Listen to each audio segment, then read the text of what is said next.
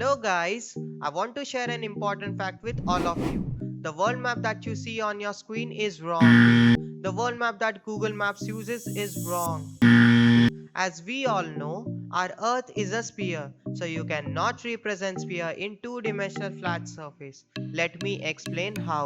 For example, if you try to draw world map on an orange and peel it to obtain world map, you won't succeed without distorting shape and size.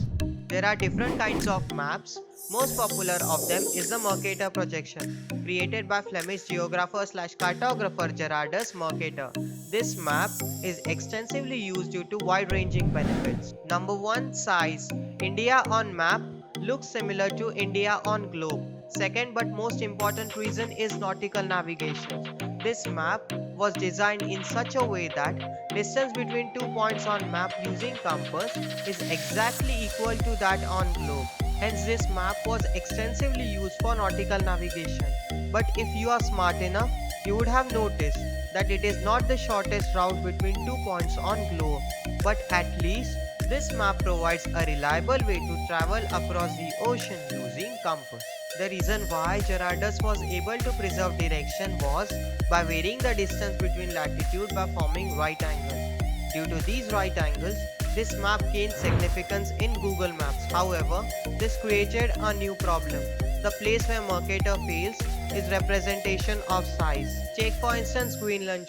Greenland looks massive. It's almost similar to Africa in size. But in reality, when you drag Greenland towards Africa at the equator, it would reveal its true shape and size. Surprisingly, Greenland is 14 times smaller than Africa. On first glance, you could fit almost 3 Australias in Greenland. But in reality, when you place Greenland next to Australia, you would discover that Greenland is smaller than Australia. Shockingly, it's even smaller than India. This occurs due to phenomena of distortion of shape and sizes. If you draw points at different latitude on the globe and convert them into Mercator form, you observe that the point on globe at the equator are equal in map form as well. However, the rate of distortion increases as they are placed near the pole. From this little experiment, we conclude that as we move towards the pole and away from the equator, shape and size distortion occurs. Thus, the object placed at the equator reveals its true shape and size. Same phenomena occurs in case of country shape and size. Spoiler alert! There is an amazing website by the name of truesizemap.com where you can try this out. Let's talk about Russia, the largest country on this planet. At first glance, Russia looks almost similar to Africa in size. But when you drag Russia towards Africa near the equator, Russia reveals its true shape and size. Due to this, Russia would lose 53% of its size at the equator.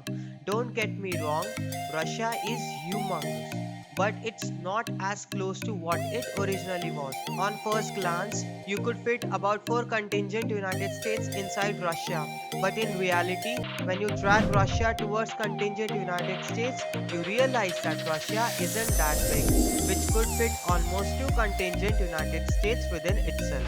Now let's talk about Chile. Chile is very long, so long that when placed over United States, extends up to US border with Canada. It is even longer than the entire length of Atlantic Ocean at a point between North American continent and Europe. Same goes for South America and Africa. Chile is so long that it could easily connect Dublin in Ireland to Jerusalem in Israel. The United Kingdom seems a pretty big country in Europe. When placed next to New Zealand, we get a picture that UK isn't that big. For starters, United Kingdom is small in comparison to places like the Japan, the Philippines, Oman and Yemen. France is the biggest country in Western Europe. Looks smaller when placed near Venezuela, Bolivia and Peru. Let's talk about land of maple syrup, Canada, the second biggest country on this planet. Canada looks colossal on this map.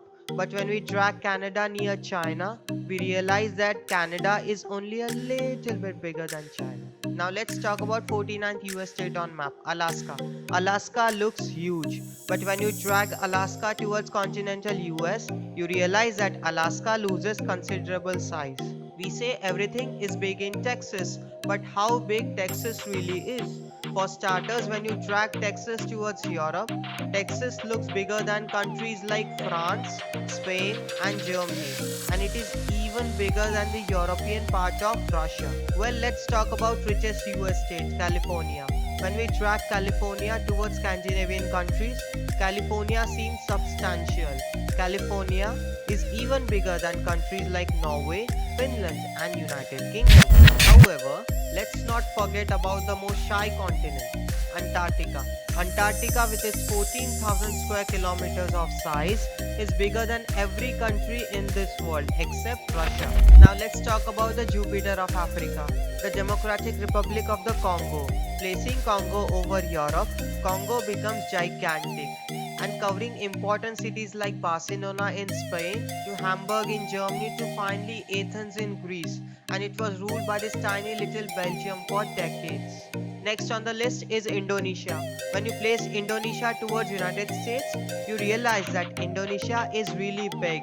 Next, when you drag Indonesia towards Russia, it becomes massive. And when you place it towards Europe, it would diminish any other European country, and it was ruled by the Dutch for centuries.